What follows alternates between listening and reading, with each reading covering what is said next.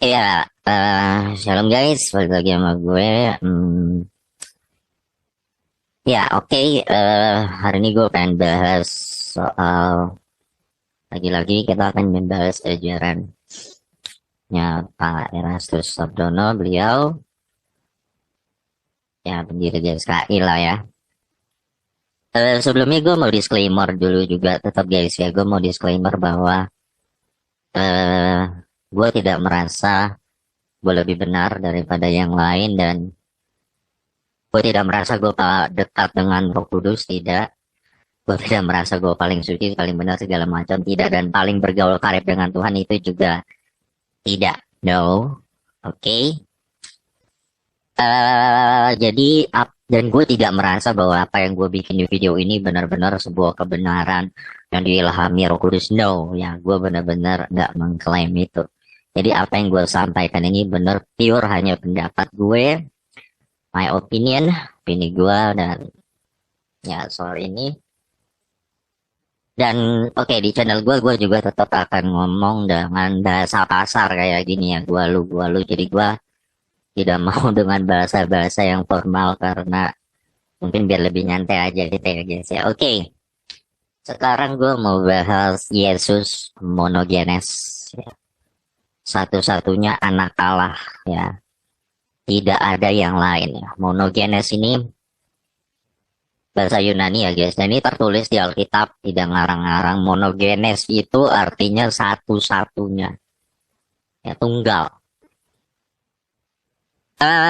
Kenapa gue bahas ini? Karena kalau lo lihat videonya Bapak Erastus, Bapak Pendeta terus Sabtono, dia tuh pernah mengeluarkan frase seperti ini videonya. Kalau seandainya aja ada anak-anak Allah yang lain selain Yesus. Nah, ini tuh sebuah statement yang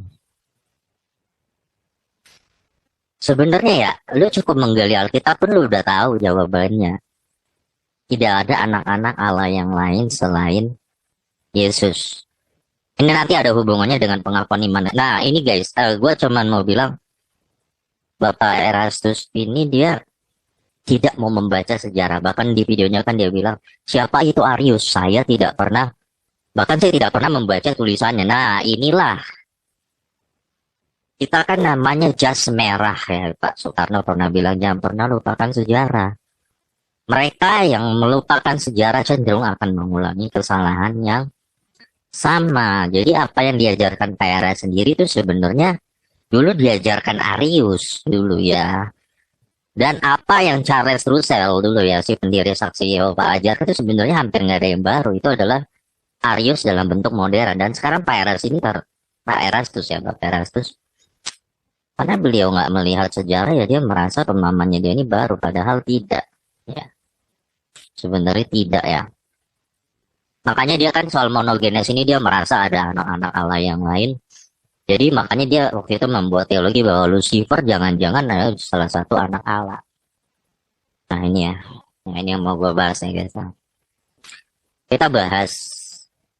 Yang gue ngomong ini gue akan berusaha membawa data ya. Data gitu. Soal pengakuan iman Nikea bla bla bla bla data ya. Dan tentunya teks-teks Alkitab tentunya ya. Yang gue agak kurang suka, maaf ya, untuk beliau itu dia tuh selalu berkata, wah inilah pemahaman yang Roh Kudus berikan kepada saya. Ya waktu itu kan dia juga pernah bermimpi kan, yang katanya dia melihat sosok perempuan yang dia tafsirkan itu Roh Kudus. Dan maaf ya, dia mengatakan sendiri loh, bukan saya loh ya, bukan gue nih ya, bahwa dia bersetumbuh dengan Roh Kudus. Nah pertanyaan kita ini ya, kita nih harus mewaraskan diri kita. Pertanyaannya, standarnya apa ketika terus kita ini bermimpi perempuan dan itu kok ditafsirkan Roh Kudus itu? Standarnya apa? Ya kita perlu waras seperti itu ya guys. Oke. Nah sebenarnya ya gue mau bilang agak unik ya. Sebenarnya termasuk pengikutnya juga nih ya. Nggak mau dibilang sesat. Oke. Ingat ya, gue tidak mau menggunakan kata sesat. Ini tapi kalau lu berhadapan dengan orang Katolik dan Protestan, gue bukan Protestan, bukan Katolik, gue lebih ke arah karismatik ya, gereja gue Pentakosta tapi karismatik, arah karismatik. Kalau di Pentakosta, di Protestan Katolik, lu maaf ya, lu kayak begini-begini bikin teologi dulu dicap sesat lu. Udah jam sesat serius. Udah jam pesan. Nah, jadi gini loh, maksud gue gini. Agak unik ya, nggak mau dibilang sesat. Ini bukan gue ya, gue pribadi nggak mau bilang Bapak Erastus sesat. Nah, itu nanti penghakiman Tuhan. Tapi kalau kita bawa data, kita akan bawa data nih bareng-bareng ya. Apakah pemenangannya Pak, pandangannya Bapak Erastus sesuai data? Nah, kita akan bahas itu. Nah, itulah yang mau gue bahas juga. Nggak mau dibilang sesat, tapi di dalam setiap seminarnya ini selalu mengklaim bahwa pemahaman beliau benar-benar berasal dari Roh Kudus loh, dan benar-benar didasarkan atas nurani dan juga premis benar yang sudah tercerahkan. Ya, berarti dengan mengatakan demikian maka itu kan berarti beliau sudah mengklaim bahwa apa yang keluar dari mulutnya itu sudah paling benar dan tidak mungkin salah. Nah, karena udah benar-benar berasal dari Roh Kudus guys ya, dan langsung berasal dari Kudus langsung dan dari logika dan premis yang benar, sehingga siapapun yang tidak setuju dengan ajaran ini ya Yesus bukanlah logos yang berinkarnasi jadi manusia, Yesus bukanlah juru selamat itu Yahweh, apalagi macam-macam ya, Roh Kudus, ada pernikahan di sorga segala macam, itu berat. Kalau kita nggak setuju dengan ajaran itu, maka kita sama aja tidak mau tunduk pada Roh Kudus. Ya, dan juga beliau sering bilang bahwa kita tidak memiliki logika dan tidak cerdas. Tidak membangun berdasarkan premis yang benar. Wajar dong kalau kita bereaksi terhadap statement itu. Wajar. Jadi kita nggak perlu baper. Nggak perlu. Dengan mengatakan bahwa Yesus bukanlah logos yang berinkarnasi menjadi dagingnya, maka sebenarnya pernyataan beliau itu sedang menyerang loh seluruh denominasi yang ada loh ya. Karena baik Protestan, Katolik, Pentakosta, Karismatik, dan lain-lain itu ya, semuanya Ortodoks juga ya, mengakui loh Yesus adalah logos yang menjadi manusia. Sejak permulaan, Yesus adalah logos yang ada bersama-sama dengan Bapa, dan setelah itu Logos itu berinkarnasi menjadi daging, menjadi manusia, dan itulah yang terjadi ya guys ya. Jadi ini udah dogma guys. Jadi istilahnya udah hal yang disepakati gitu loh ya. Kita boleh beda aliran guys ya. Ini kan banyak denominasi kan. Tapi mereka semua ini sepakat. Poin-poin di pengakuan iman nikah itu tidak ditentang. Lain hal ya, itu jadi makanya kita masih bisa saling memaklumi lah perbedaan-perbedaan minor di dalam Protestan, Katolik, Pentakosta, Karismatik, mungkin perbedaan dalam memahami bahasa roh, perbedaan mungkin perjamuan kudus, perbedaan baptisan yang masing-masing masih bisa saling memaklumi. Tapi begitu Pak Eros sudah mengeluarkan statement bahwa logos itu Yesus bukanlah logos yang berinkarnasi jadi daging, ini serangan loh. Ini serangan tapi sedikit dibumbui kesombongan. Berarti statement itu secara tersirat ini pengen mengatakan gini, selama ribuan tahun guys, kita ini salah beriman coy. That's the problem. Dan Roh Kudus hanya berbicara melalui kan Pak Erastus. Itu bayangin nggak ribuan tahun. Kenapa Roh Kudus harus menunggu ribuan tahun dan memberikan penyingkapan ini hanya kepada satu orang di tahun 2023 ini? Nah, ini harus hati-hati guys ya. Harus hati-hati kayak begini. Ini kesombongan terselubung loh. Ingat ya guys, orang mulai jatuh itu ketika dia udah merasa paling sombong, paling pintar segala macam, paling keren, paling ganteng, paling terkenal. Tuhan kan membenci orang yang sombong kan, menentang orang congkak. Ya kalau lu baca ceritanya tentang Satan ya atau Lucifer ya, dia kan jatuh konon menurut cerita ya karena dia sombong. Betul? Ya betul ya. Be careful aja ya.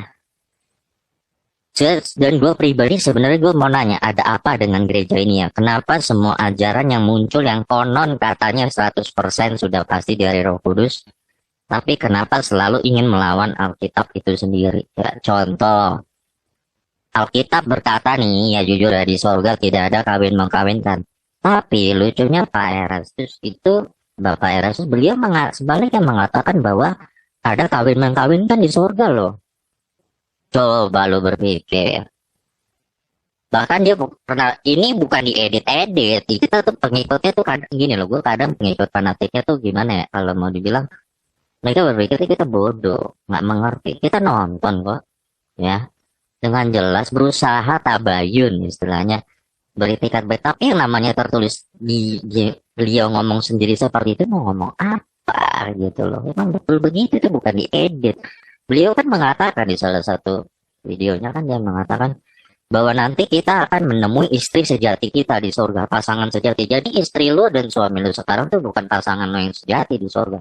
Lu akan menemukan istri atau suami lu yang sesuai dengan kadar iman surga. Ini beliau yang ngomong loh, bukan diedit. Bukan, ini beliau yang ngomong. Nah gitu loh, guys. Jadi jangan dikit-dikit merasa golongan kita paling pintar nih memahami gitu ya.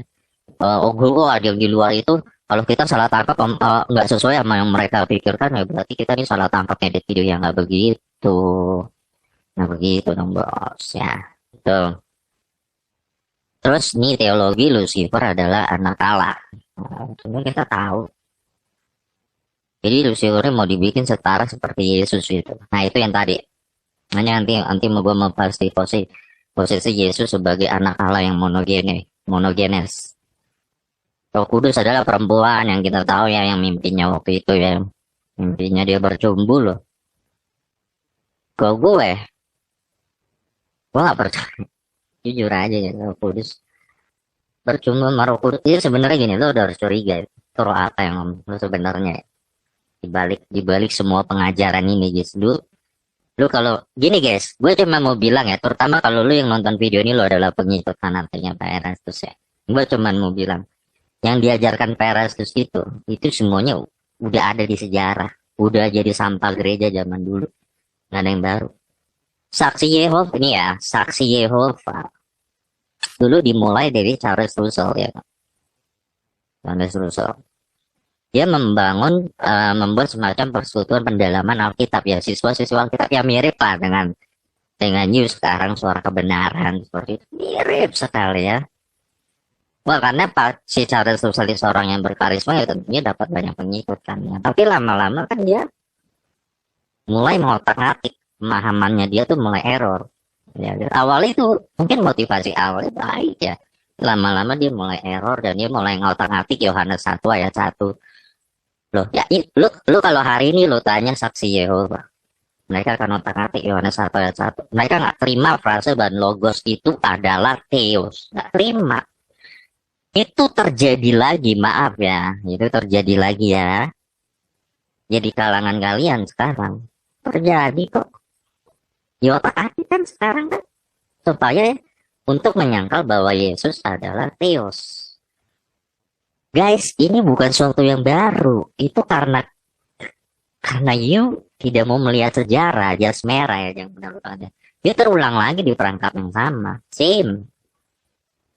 Wah, tapi kan karakternya baik. Wah, tapi lu hari ini ya, lu temuin saksi Yehova. Lu lihat orang-orang baik-baik bos, baik-baik nih, karakternya bagus-bagus, mengajarkan kekudusan sama. Ya, gue bahkan pernah didatangin dari gereja ibu ya, dari Korea, penginjilnya ya. Bahkan malah lebih saleh mungkin dari lo, mereka berdua-dua pergi lo menginjil waktu rumah-rumah lo. Termasuk yang dari saksi Yehova dan gereja ibu ya, datang baik dua-duanya, datang. Gue sambut, gue di rumah gue datangnya, gue cuman menyambut dalam konteks apa, gue tuh tidak mau menganggap orang sesat, gue percaya bahwa manusia itu punya sisi baik, tapi gue tetap sambut. Tapi gue waktu itu gue nggak bilang bahwa gue seorang Kristen ya. Tujuan gue tuh di gereja itu tuh gue pengen denger ini teologinya kemana sih. Akhirnya gue tahu kalau gereja ibu ya, lu harus beriman kepada Allah ibu ya, yang berdasarkan kitab Wahyu ya, Yerusalem adalah ibu kota surga, baru bisa selamatkan, intinya gitu.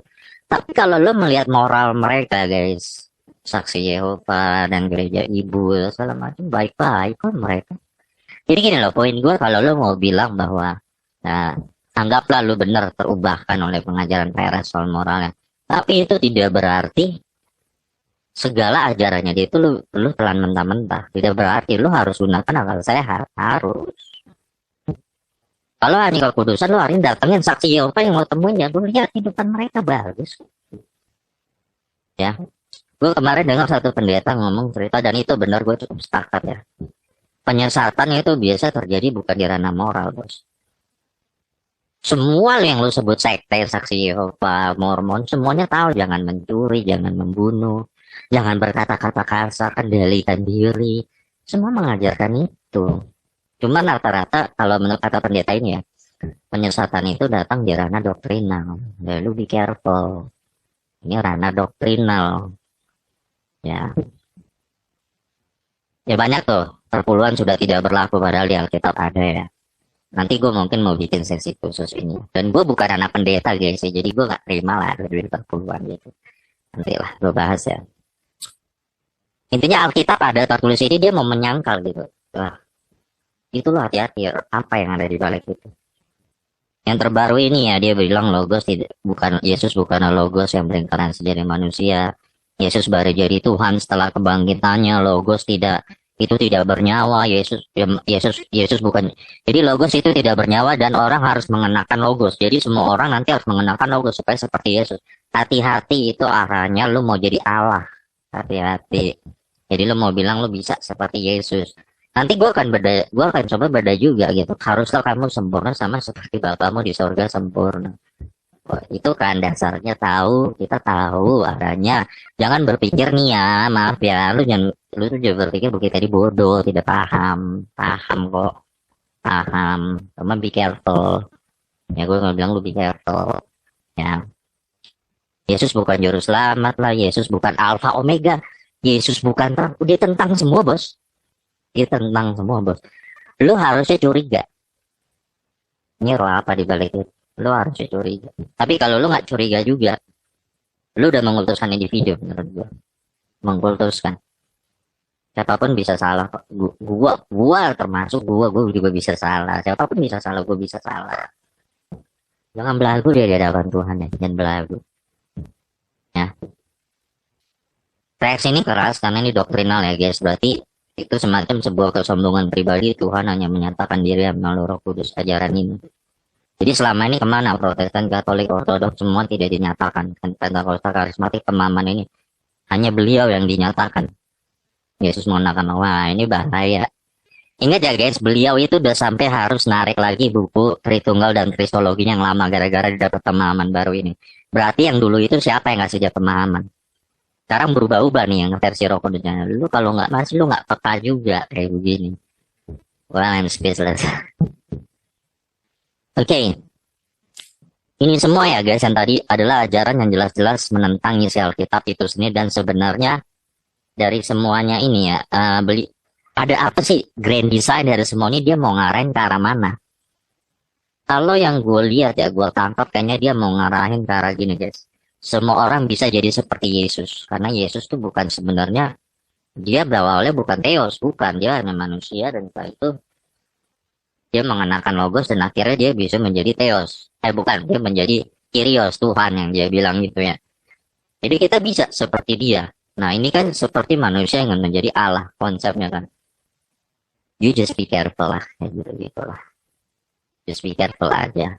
Ya, arahnya kayaknya sih mau arah sana. Jadi kita nggak. Oke. Jadi ini kita nggak usah baper guys jika label sesuatu bertebaran dari sana sini nih ya.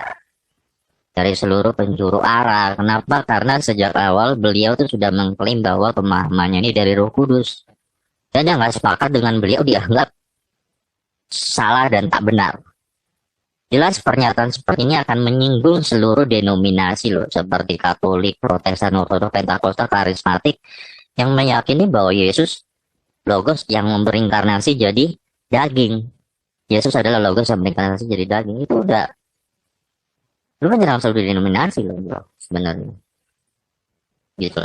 Nah yang pengikutnya ini masih kurang paham ya. Dia tuh mereka masih terus suruh kita nonton bukunya sampai nonton videonya sampai habis bukunya. Yang nggak paham sebenarnya, maaf ya, sebenarnya lu bos, sebenarnya ya. Sebenarnya ini Anda. Ketika lu sudah menentang bahwa Yesus adalah logos yang berinkarnasi jadi manusia dan Yesus adalah Theos juga, itu lu sudah menentang pengakuan iman Nikea. Itu ngeri loh. Itu artinya posisi keimanan lu sekarang tuh udah sama sama saksi Yehova. Ini yang maaf ya, pengikutnya itu nggak paham. Pengikutnya itu nggak paham bahwa keimanan lu sekarang tuh bukan Kristen harus utama, enggak. Tapi lu ini sekarang itu udah level sama sama saksi Yehova dan Mormon, sekte. Ya, itu bukan kekristenan harus utama. Ini yang nggak dipahami loh sama pengikutnya Pak Eres. Nggak dipahami. Keimanan lu tuh sudah, kalau gue berani bilang ya, apa yang diajarkan Pak Eras itu tuh 90% udah sama lah sama saksi Yehova. Yang bedanya cuma di sini. Oke lah, hal baru yang dia bawa itu adalah Lucifer anak Allah. Wah, itu lebih dahsyat lagi ya. Dan daripada saksi Yehova, dan dia juga mengatakan bahwa mengenakan logos Yesus. Nah, itulah hal baru yang dia bawa. Tapi basically secara konsep menelanjangi, mencabut semua atribut-atribut Yesus itu ya itu sama lah sama saksi Yehova. 90% itu sama ya. Jadi sebenarnya kita sudah nggak berlebihan lagi kalau ini menjadi semacam sebuah sekte yang nggak berlebihan loh. Sama ya. Ciri-ciri pengikut sekte itu pasti fanatik sama pemimpinnya, guys ya. Sangat fanatik melampaui akal sehat. Ya, oke, gue balasin dulu. Dari mana tadi tuh? Nah ini ya, pengikut fanatiknya ini biasanya merasa nih maaf nih ya kalau lu tersinggung jangan ya. Tapi merasa tuh paling pinter dan paling mendapatkan pencerahan sehingga kalau dikritik bisa dikatakan kita tidak paham konteks ya, atau ilmu kita belum nyampe atau segala macam ya. Nah, kalau menurut gue ini terlihat seperti sebuah sekte ya, udah mirip saksi Yehova ya. Dalam sosiologi agama ya, sekte itu memiliki makna semacam sebuah kelompok keagamaan atau politik yang memisahkan diri dari kelompok yang lebih besar, biasanya karena masalah-masalah doktrinal. Iya. Ingat loh ya, statement bahwa Pak Erastus menentang pengakuan iman Nikea, tidak setuju, itu bukannya dia berbicara sendiri kok, terang-terangan. Ingat loh, yang harus kita pahami ya guys, termasuk lu paham itu, ketika lu menentang pengakuan iman Nikea, posisi lu itu udah setara sama saksi Yehova, keimanan lo. Saksi Yehova mengimani Yesus, mengimani kok. Sebagai raja mengimani, sebagai juru selamat mengimani, sebagai anak Allah mengimani. Tapi yang tidak dia imani apa? Yang tidak dia imani Yesus bukanlah Theos. Saksi Yehova tidak mengimani. Allah itu hanya satu, Yehova. Yesus bukan Allah. Tapi Yesus anak Allah, iya. Putra Allah, iya. Juru selamat, iya. Harus beriman pada Yesus, iya. Sama ya, terus sekarang gue tanya. Apa bedanya yang diajarkan Pak Eras dengan saksi Yehova? Mirip kan? Makanya posisi keimanan itu sebenarnya, maaf ya, udah sama dengan saksi Yehova, udah sama. Jangan baper loh ya, memang fakta kan namanya, lo udah berkait masalah dokter, ya udah bisa disebut sekte mirip saksi Yehova. Jadi sebenarnya sudah terlalu berlebihan ya kalau ini kita sebut sebagai sekte. Ciri-ciri ya pasti sekte kan pasti fanatik ya terhadap pemimpinnya, sangat fanatiknya melampaui akal sehat nih. Sehingga apa yang keluar dari mulut pemimpinnya, para pengikut sekte biasanya ketakutan untuk mengkritik ya, harus tunduk ya dan mempertanyakannya. Ya pemimpinnya terlihat menikmati status ini guys ya, hati-hati lo ya, ditakuti dan salah. Nah, kalau lihat salah satu pandangan di video terbaru beliau yang mengenai logos adalah ketika beliau berkata bahwa kemungkinan Yesus itu bukan satu-satunya anak Allah. Ini nggak diedit, ada. Dan lu jangan terlalu sering membiasakan ya kita itu bahwa kita ini nggak mampu memahami video. Oh please guys, no ya, paham. Jadi terkesan dari videonya Paris itu ada anak-anak Allah yang lain dan Yesus hanyalah salah satu dari anak-anak Allah itu yang menjadi manusia. Nah, ini agak danger di sini ya. Agak bahaya. Hal ini berbahaya karena hal ini akan mengarah kepada sebuah pemahaman bahwa ada anak-anak Allah lain yang statusnya seperti Yesus di sana ya. Itu sebabnya dulu beliau pernah berkata bahwa Lucifer anak Allah ya. Makanya dia ada sedikit dari hasil kecurigaan ini, dia berpremis bahwa Lucifer itu juga adalah anak Allah karena ada kata sama-sama bintang timur. Padahal kalau lu gali dari teks Yunani dan Ibraninya, nggak ada nyambung, nggak ada hubungannya dua-dua itu. Cuman dari teks bahasa Indonesia dan and you believe in something like that gitu, dan lu langsung percaya bahwa Lucifer adalah anak Allah yang statusnya seperti itu. Nah, ini bahaya. Ya. Pemahaman ini adalah sebuah pemahaman yang fatal secara doktrinal ya, dan jelas-jelas sebenarnya dapat dibantah ya. Ini sebenarnya dapat dibantah guys, masalah soal ada anak-anak Allah lain yang seperti Yesus ya.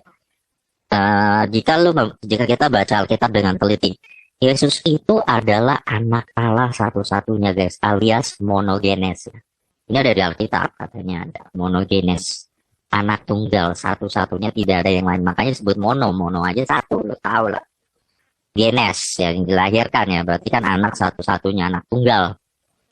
Monogenes itu artinya satu-satunya yang diperanakan atau dilahirkan oleh Allah Bapa, tidak ada yang lain. Nah, ayatnya di mana tuh bro ya? Ayatnya itu ada di Yohanes 1 ayat 14 ya. Nanti lo cek sendiri. Ini gua udah taruh Yunaninya juga, lo boleh cek. Lo yang jago Yunani boleh. Oh ya, gua cuma mau bilang sama lo ya guys, di dunia ini banyak orang pintar. Dan yang bisa baca ini ya banyak banget, ini bisa. Maaf ya, kalau lu bener-bener tahu. Lu tahu nggak Charles Russell itu, dia mau ngedit-ngedit pendiri saksi Yehova ya, mau ngedit-ngedit Yohanes 1 ayat 1, tapi ternyata dia tidak bisa bahasa Yunani. Tapi mengklaim selalu bisa. Sebenarnya kalau lu bisa ya, lu akan tahu kok dengan sebenarnya, maaf ya, pemahaman Yunaninya beliau itu di mana. Ya wajar kalau lu agak miss di sini, wajar. Dan jadi itu maksudnya jangan mengkultuskan gitu loh ya. Oke. Kalau lo terjemahin ini semua ya, ini terjemahan harafiah guys ya. Dan Logos itu telah menjadi daging dan tinggal di antara kita, dan kita telah melihat kemuliaannya. Kemuliaannya sebagai ini, monogenes, yaitu anak tunggal. Artinya ya anak tunggal satu-satunya, nggak ada yang lain. Nggak ada yang lain. Ingat, monogenes, tidak ada yang lain ya.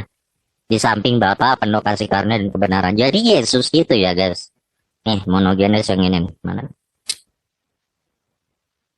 Nah ini monogenes ya. Nanti lu cek aja sendiri. Ini kan memang ditulisnya monogenos ya, karena kan dalam posisi aku satu ya. Dalam posisi ya lu yang belajar nanti tahu lah. Ya. Tapi gua ngambilnya di posisi subjeknya monogenes ya, kayak gitu. Anak tunggal. Jadi Yesus itu satu-satunya yang diperanakan Bapa sebelum penciptaan dunia. Tidak ada yang lain, bukan, tidak ada Lucifer, tidak ada malaikat, nggak ada. Lucifer itu ciptaan ya, kalau iblis itu Satan ciptaan, lu dan gua ciptaan. Memang kita diangkat sebagai anak-anak Allah secara anak adopsi ya istilahnya ya, tapi kita ini ciptaan. Malaikat pun juga ciptaan. Malaikat kan disebutkan sebagai anak-anak Allah juga ya dalam kitab Ayub. Kalau lu baca di Mazmur itu malaikat tuh diciptakan dari api, usianya ya, nature-nya api. Kita apa? Nature-nya tanah. Ya enggak, kita diciptakan. Yesus tidak diciptakan, bro.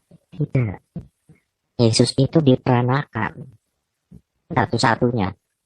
Tidak ada yang lain. Nah, ini maaf ya. Nggak perlu berteori sampai jauh-jauh ngarang-ngarang tuh. Nggak ada datanya gitu, terjebak dalam pemikiran sendiri sehingga menduga bahwa ada anak-anak Allah yang lain seperti Lucifer ya. Padahal lu kalau cukup baca Alkitab aja, lu tahu kata ini monogenes, maka lu udah tahu Yesus itu satu-satunya, tidak ada yang lain. Ini gua ngomong nggak ngarang loh ya guys, ini sesuai dengan pengakuan iman Nikea ya. Jadi dari ayat Yohanes 1 ayat 14 ya, tidak ada anak-anak lain yang monogenes ya, yang tunggal selain daripada Yesus. Yesus satu-satunya anak Allah yang tunggal, alias monogenes ya. Jadi status anak Allah yang ada pada diri Yesus berbeda dengan status manusia dan malaikat sebagai anak-anak Allah. Beda. Kita ciptaan, malaikat ciptaan, iblis ciptaan. Yesus bukan ciptaan, bukan. Ya. Manusia dan malaikat termasuk Lucifer atau Satan ini, kita ini semua ciptaan yang ciptakan dari tangan Allah ya. Berbeda dengan Yesus tidak diciptakan, tetapi diperanakan atau dilahirkan oleh Allah Bapa. Makanya dalam pengakuan iman Nikea dikatakan begini ya. Ini ada di pengakuan iman Nikea loh yang gue ngomong ini nih. Ya datanya ada. Ingat ya, gue tidak merasa gue berasal dari Roh Kudus, tapi gue membawa lu data dan fakta untuk mengkritisi pernyataannya Pak Erasul. Boleh dong. Jangan baper. Ya. Ini pengakuan iman Nikea ya. Aku percaya dan kepada satu Tuhan nih.